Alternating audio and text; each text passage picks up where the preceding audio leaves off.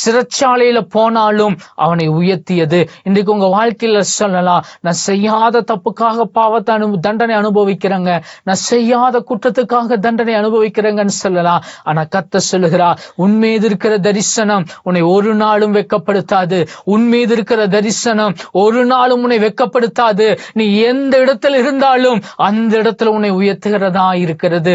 நீங்க சொல்லலாம், அநேகர் என்ன பகைக்கிறாங்க, அநேகர் எனக்கு விரோதமா நிக்கிறாங்க, அநேகர் எனக்கு எதிரா நிக்கிறாங்கன்னு சொல்றீங்களா? கர்த்தர் சொல்லுகிறார், உன் மீது இருக்கிற தரிசனம் அவர்களுக்கு மேலாக உன்னை உயர்த்துகிறதா இருக்கிறது.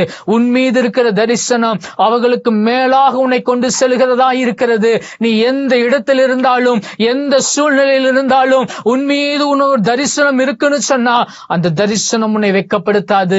அது எந்த இடத்திலும் உன்னை உயர்த்தும், எந்த இடத்திலும் அது உன்னை மேன்மைப்படுத்தும், அது எந்த இடத்திலும் உன்னை தனியானவனாய்